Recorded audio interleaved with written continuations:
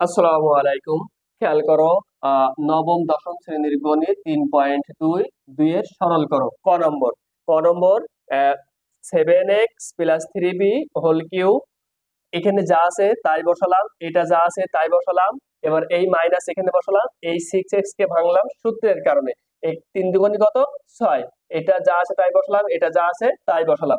এরপর খেয়াল করো, ধরি 7x+3b equal p, 5x+3b equal q। এরপরে প্রদত্ত রাশি যে এই লাইনের মানটা আমরা বসাবো। তাহলে 7x+3b ইকুয়াল কি ধরেছি? P Q. এই পি কিউ, এই মাইনাস এখানে বসালাম। 5x+3b ইকুয়াল কিউ, আর এই পাওয়ার কিউ এখানে বসলো, এই মাইনাস 3 এখানে বসলো।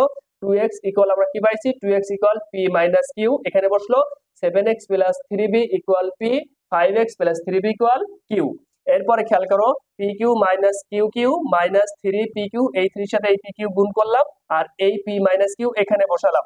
এরপরে এটা কিসের সূত্র পড়লো? P minus Q whole cube এর সূত্র হলো।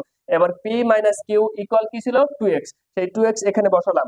এবার 2 কে 3 বার গুণ করলে 8 হয়, এই x পাওয়ার এখানে বসলো। এটি হচ্ছে কিনে এই 2 এর ক